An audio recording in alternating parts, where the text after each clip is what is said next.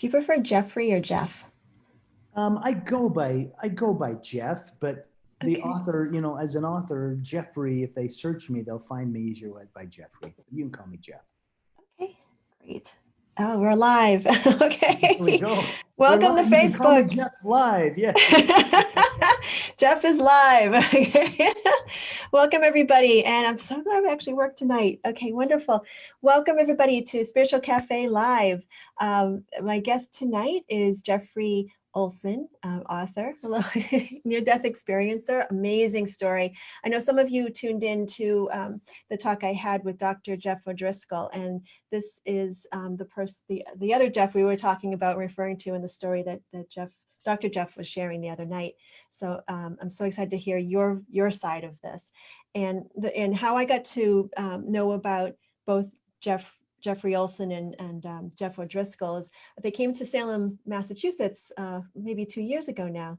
And it was the first time that both you and Jeff had spoken publicly together about this. And so we went to see them at Salem, Mass. And it was probably one of the most moving experiences I've ever had of hearing the story of afterlife experiences, near-death experiences. And I've heard so many stories, doing this work, and it's probably literally one of the most moving experiences I had. I was literally sobbing, listening to you guys speaking. The energy in the room was incredible. So I know that you probably get that people saying that quite a bit when you both speak. But also Raymond Moody, I was watching an interview with Raymond Moody not too long ago, and he said that your experience, it was probably one of the most moving for him as well. It really had an impression on him. So what's the conversations that you've had with Raymond Moody? I can imagine it Oh, must be. wow. Yeah, I met Raymond Moody before I wrote my book, actually. I was just getting ready to perhaps embark on writing the book. And what had happened is Raymond Moody was coming to Salt Lake City, and it was one of those strange circumstances where a friend of a friend called me and said, "Hey, Raymond Moody," and I knew who he was, "is coming to Salt Lake. His ride from the airport has fallen through. Are you willing or able to go pick him up?" And I was at work, but I was just wrapping up for the day. And I said, "I would love to go get him. I'm 10 minutes from the airport." So I jumped in my car and went and picked up Dr. Raymond Moody. And, as I picked him up and introduced myself, I was simply driving him to his hotel. But I just asked, I said, "Are you hungry? Would you like to stop and get something to eat before you check into your room?" And he said, "I'm starving. I'm famished. I would love to." And so I took him out and we got talking, and he said, "Have you ever had an experience?" And I shared my experience with him. He was one of the first, to probably hear the experience because I was very tight-lipped about it. And he told me on that occasion, he said, "You should write a book." And I said, "I'm actually contemplating that." And he said, "I will write your foreword when you do. So if you look into either my first book, I Knew Their Hearts, or this latest, which is titled Knowing. And Knowing is really the compilation of both the first two books. It's the definitive story. But Dr. Raymond Moody wrote the foreword for that, and he's become a dear friend. I think the world of him. Yeah, he seems like a very kind man. Yeah, he is. Yeah. So for people who don't know your story, would you mind sharing a little bit about it? Yeah, and I'll be brief because I want to make sure we have plenty of dialogue. Yeah. And it's still sometimes difficult to talk about, but it's been 23 years. Almost just last week was 23 years since the accident that I refer to as my near-death experience. But it was an automobile accident, and the entire family was in the car. And it was a single car rollover, and in the process of that, I lost control of the vehicle. The cruise control was set at 75 miles an hour. So I was traveling at high speeds. We were traveling at high speeds. And when I lost control of the car began to roll, but not off the street, but down the street at 75 miles an hour. My dear wife was next to me. Our two boys were in the back seat.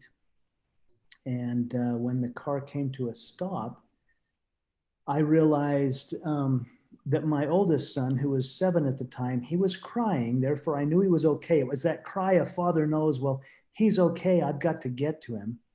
That's when I realized I could not move. And I wasn't aware of my injuries at the time. I think adrenaline, and I just knew I wanted to get to my son, but I couldn't move. Both of my legs had been crushed and shattered. My left leg was eventually amputated above the knee. My back had been damaged. My rib cage had been damaged. My lungs were collapsing. My right arm had almost been torn off, and then the seatbelt had cut through my midsection, rupturing all my intestines. And yet the most devastating part of the accident is my wife and youngest son were killed instantly in the crash. They passed away instantly at the scene. And I suppose for all intents and purposes, I did too. In all that drama, I did leave my body and had a peek into those other realms and learned a great deal. In fact, my wife, who I knew was deceased at the scene, she was the key figure on the other side saying, you've got to go back. You've got to go back and raise our son. And so that was a very interesting over 5 months in the hospital. I had 18 surgeries in total to put me back together. And that's where Dr. Jeff O'Driscoll came in. He was the attending level 1 trauma physician in the trauma center when they life flighted me from the accident to the trauma center. And he also encountered my wife, Tamara, in the ER room. His account is that as the doctors were working on me and he was simply observing that my lifeless body was on the gurney, but my wife's spirit, which he saw, was standing above me and sharing gratitude for what they were doing to save my life. No, that's the Reader's Digest version, so we can get into that. And Right.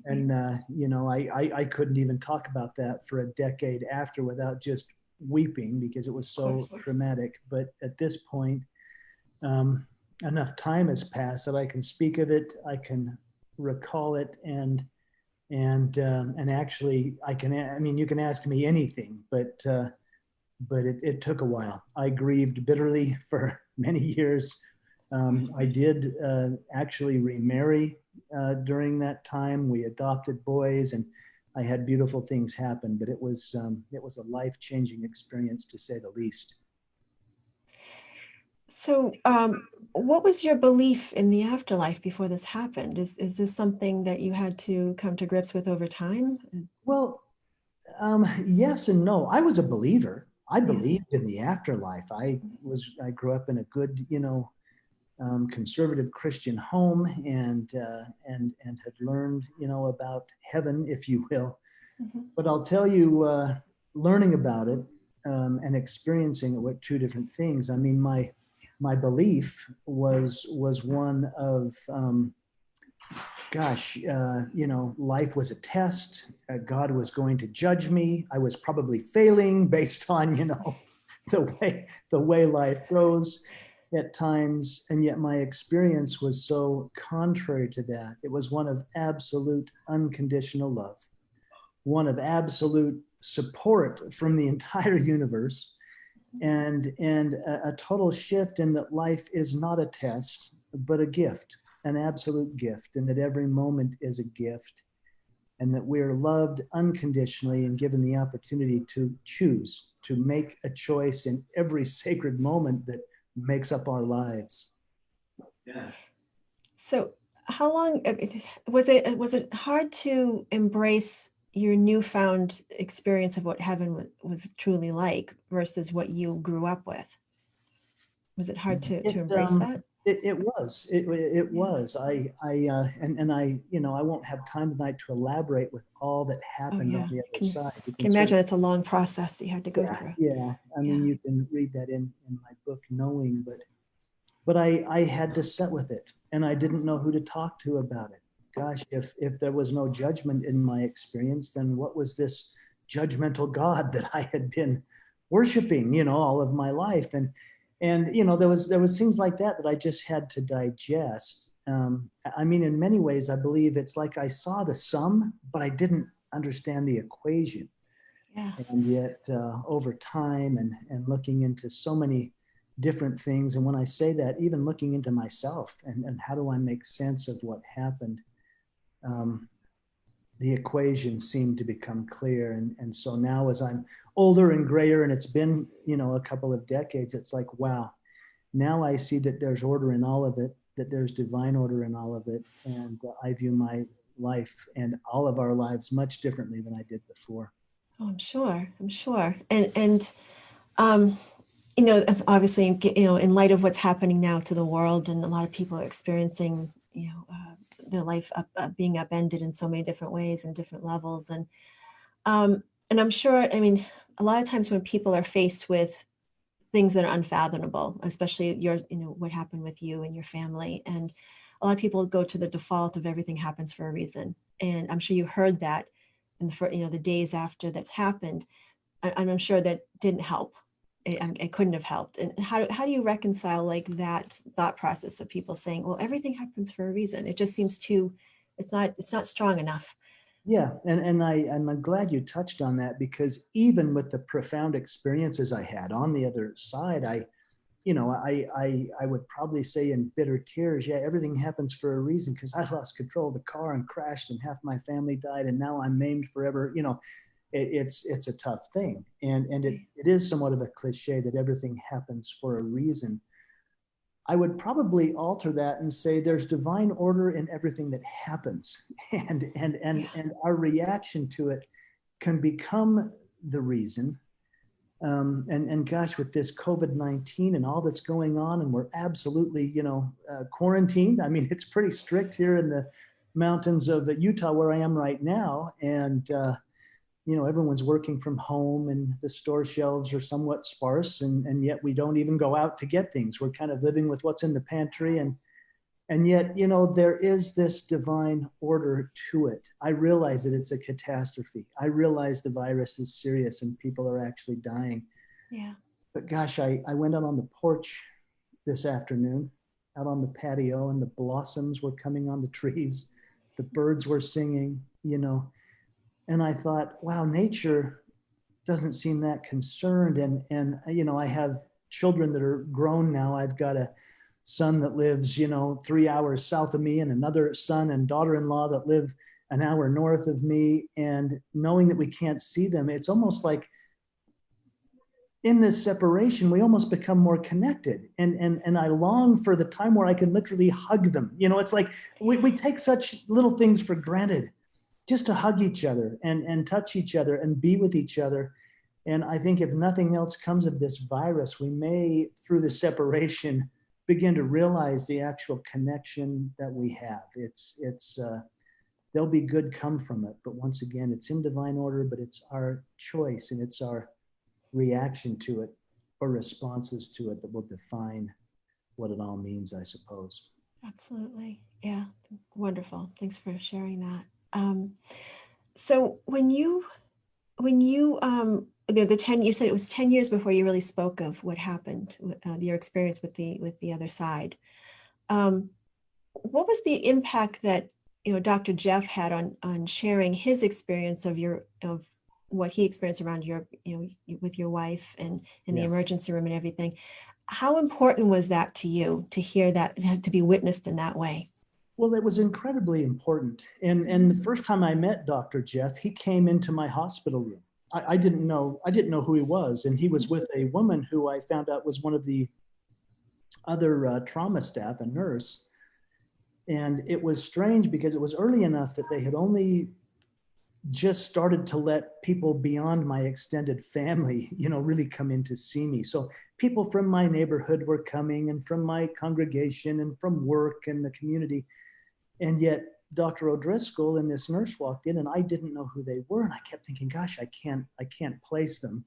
And I was still very sick, by the way, at this time. But the impact of Dr. Jeff sharing what he did, and the nurse did most of the talking that first visit. And I had not said much to anybody but my mother and my younger brother about what I had experienced. I was very tight-lipped about it. But having a set of clinicians, come in, and and having the nurse weep and say, "We saw your wife," and they didn't know me from Adam. It took such courage for them, and they felt inspired to tell me that. But as they're sharing this, and I'm thinking, okay, what I experienced that to me was so real. I mean, that was real. This is the crazy, foggy dream. But if I experienced that, and if a doctor and a nurse in a level 1 trauma center say, hey, they experienced something, then maybe there's a safe place for me to talk about this. Now, when I say I was very tight-lipped, I spoke to my mother, my brothers, and a little bit to my father. That was about the extent of it. But Dr. Jeff, when he came in and when he told me, yes, he confirmed what the nurse was sharing, and he said, I experienced your wife in the trauma room. Her soul was there. She communicated with me.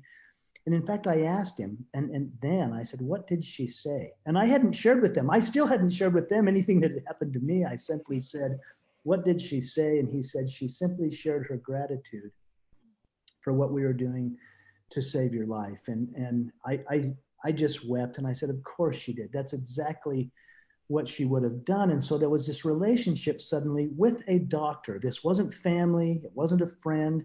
It was a stranger for all intents and purposes. But knowing that he was a medical doctor, I thought, I'm going to share with him some of the things that I've experienced. And if I'm crazy, you know, he can take me to the psychiatric ward and get me the treatment I deserve. But if you know, and he listened, and that was the beginning of our friendship. Is I simply had a clinician, a doctor, who had agreed that something quite spiritual happened at the time of this family of mine passing, and perhaps me passing and being sent back. And it was the beginning of a friendship that's now gone on for 20 years. That's beautiful. So that definitely sounds like it was in divine order for them to be connecting with you that way. Yeah. Yeah. So I imagine over time, I know there are a lot. I've read 1, 2, 3 books of yours. Beyond Mile Marker 80, and I Knew Their Hearts, which was profound. And then the new one is, what's the new one again? It's called Knowing. Knowing. Okay. And it's the compilation of those 2 books. It's basically those books, but with deeper insights and extended chapters and the rest of the story, if you will, right up to Spencer, my son, who was 7 years old at the time of the accident, right up to his experience, and then him falling in love and getting married. It's the whole complete story with extended chapters and far deeper insights than the first 2 books. The first 2 books were an accounting. I Knew Their Hearts was the accident and the near-death experience. Beyond Mile Marker 80 was kind of like, how do you rebuild a life after that? You know, at some point you've got to put on your pants, even if it's over only one leg, and go to work. And that covered, you know, the process of falling in love again and remarrying. But in Knowing, not only is it a compilation of the 2, but it also shares the many dreams or visions, if there will, after death communication. I have 2 guardian angels that look out for me and my loved ones who have passed. They're never really gone. I mean, they've been my biggest champions through this life, and I know we all have those guardian angels. Yeah. And I'm sure that over time, I'm sure just soon after the accident and the connections that you have with your wife and your son, how has those connections changed over time? Because you must still hear from them, I'm sure. They still have a presence in your life. I do. Now, there's a profound experience that happened when I was still in the hospital.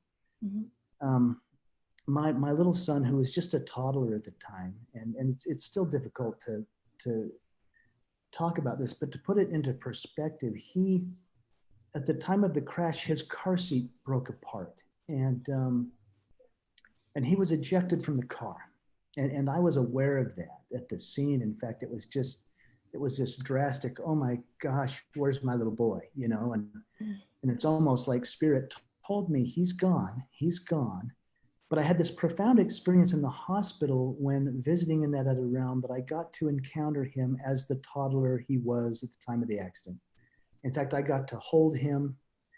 And it was interesting because as I held my child, this overwhelming, profound experience came behind me and held us. And I experienced unconditional love like never before. God, if you will, held me in those divine arms as I held my little boy, and I realized we're all that beloved. We're all that, cherished in the eternal realms of the universe, even as much as I cherished and held my little boy, maybe even more so. But then, having had that experience, he has come to me more recently in dreams or visions, if you will, and he's a grown young man. Now, he would now be, he would be 24 years old in life. But in these dreams, when he comes, it's interesting that I recognize him immediately. But he's not the toddler when he passed. He's this, he's this magnificent guardian angel young man. And I know others have had dreams or visions where maybe someone who passed in their older years, when they're old and gray, but they come to them in dreams and they're in their prime of life, like in their 20s or early 30s when, life is so vibrant. Do you think that, and from, obviously you've had a lot of experiences with dream state connections with people on the other side, do you think that they show themselves to us in the way we want them to be seen or the way they want to be seen? I don't know, but I know they show up differently. I know at the time of the accident, just the universe knew I needed to hold my little boy. But then when he comes as this magnificent, grown guardian angel, I believe it shows up for me the way either they want to or the way I need it.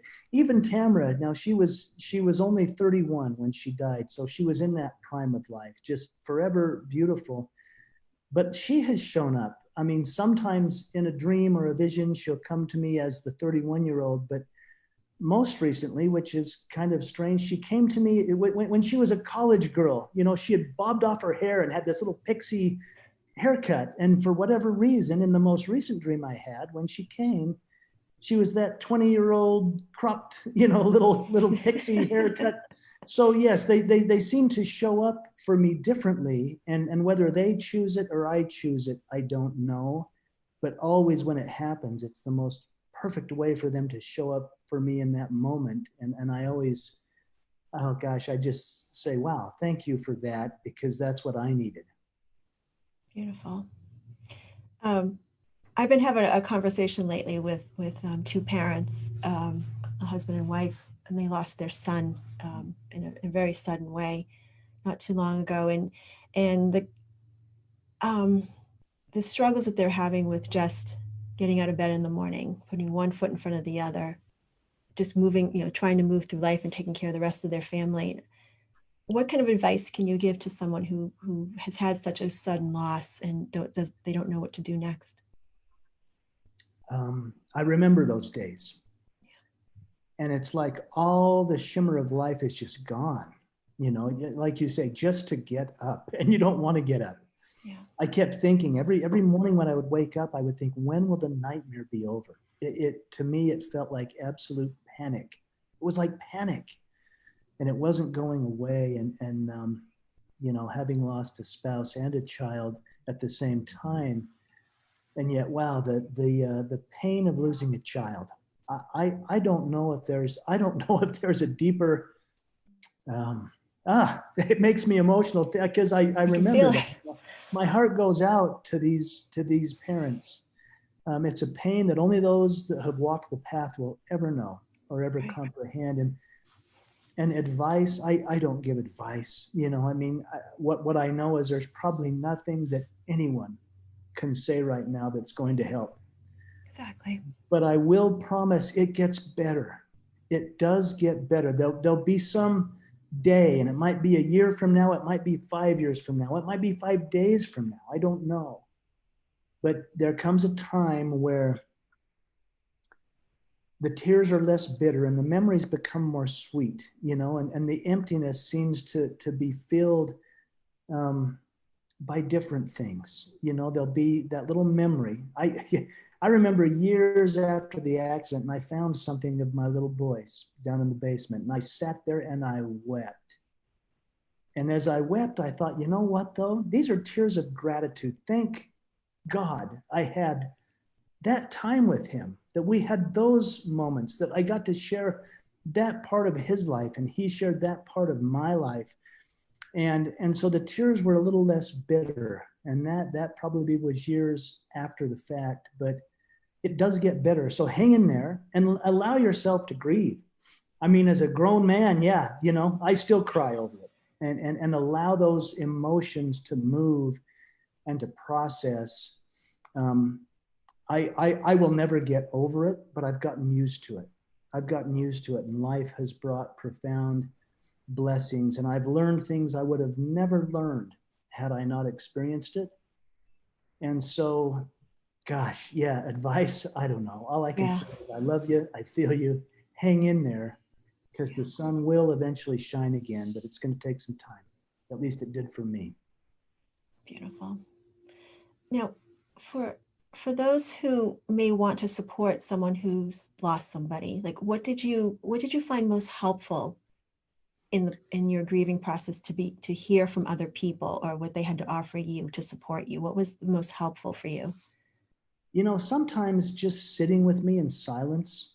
I mean, my family was amazing. I have two brothers. I was stuck in the middle of a older and younger brother, and we were rough and tumble boys, men's men. We all played football and rodeoed and wrestled and did all kinds of crazy things together. But sometimes just to sit in silence. And I had people say, well, I know how you feel. And I think, you don't know how I feel. There's no way you could Yeah. possibly. And I had one wise man, a mentor in my life, and he's still living. He's in his 90s. But he wrote me a letter which I saved, and I'll never forget his opening sentence. And he had a wife pass away. He had certainly been through pain in his life. But he said, I will not even pretend to know how you feel. And I thought, you know what? Maybe he's the one that gets it. He's not going to pretend to know how I feel, even though I knew he had had immense challenges and trials. And that was very real to me. So, when you're showing up, I would say just show up and be there. Maybe just listen, and maybe realize that you don't know how it is to be anybody else. You only know how it is to be you. But by showing your love and sharing your love and just being there in support, and that phone call, is there anything I can do? And they'll say no, So maybe show up with cookies anyway, and don't expect to be invited in. I mean, show up and send love. I mean, in this crazy time, we'd probably have to put them on the doorstep and honk the horn and run away. But I'll tell you what, you can send all kinds of love from 6 feet away, because it's energy. It's energy. That gosh, what that prime wave from your heart, it's undeniable. You can even feel it over a Zoom call. I mean, Yeah. we don't, we are so powerful as human beings, because we're far greater than human in sending love. We can send it across the universe if we choose. Love knows no time and space, does it? Right, that's true. And I know that it must have been, I think when people are nervous around people who are grieving, they don't want to say anybody's name, anybody in spirit's name. They feel like it will cause pain. But I'm sure for you, it must have been wonderful to hear your wife's and your child's name spoken. Yeah, it was wonderful. And to know that people remember, and to know that they laugh. I mean, my younger brother would laugh about, I was away. I left the country for a couple of years when I was madly in love with Tamra. And he was kind of like, well, listen, big brother, I'll take care of her while you're away, And they had become friends. And so he'd tell me funny stories, about when I was away, or something that had happened. And of course we would cry. When it was fresh, we would cry, but remembering good times and sharing the good times, and not, so many people withdraw. Ooh, I don't know what to say. I don't know how to handle that. And it's fear, but gosh, just be there and be open. I call it holding the space, holding the context for them to grieve. If they want to be angry, I remember hollering at my mother at one point. I wasn't mad at my mother. I was angry at my wife who had passed. I'm like, how could she leave me like this? I don't even walk right, and I'm trying to raise our son, and how dare she, But having somebody just willing to listen and just hold the space for whatever process I was going through was very useful. Beautiful. Wonderful insight. Thank you. So you have a website, yes? I have a website. It's a very elementary website. You can go to All it takes. envoypublishing.com. Envoy is ENVOY. It's French for messenger. Beautiful. There's videos there. You can look at the books there. And you can certainly find me on social media. I still work full time. I have a job, but and I never fathomed writing a book. That was all kind of in divine order too. That came to me. I was approached by a publisher. I didn't fancy myself a writer, and I certainly wasn't going to tell the story. I was going to hold that very tight. But yeah, you can go to Envoy Publishing and find the books and find videos. And there's a little contact section there. If I can do anything to support or reach out or to, hold space for those who are grieving, who are going through rough things. And rough things can be anything from a death to a divorce to a faith crisis there's all kinds of different things. But certainly you can reach through that. And I actually read those emails, and I've had many people reach out and been able to support them or have them support me. It's been beautiful. It's wonderful. It's wonderful to be able to hold space for others. Yeah. It's holy space, actually. Yes, it is. You know that, don't you? Yeah. Sacred. I call it sacred space. It's sacred space. Sacred space, that works too. They're all both good. Well, thank you so much, Jeff, for taking the time to speak with everyone. I know this is going to help somebody that's listening right now or in the future. Thank you so much for this. Well, it's an honor, and thank you for having me. And gosh, I hope our paths cross again. I hope so too. I know they will. Okay. Awesome. All right. I look forward to that. I do too. Take care. Be Yeah. well. You too. Bye-bye.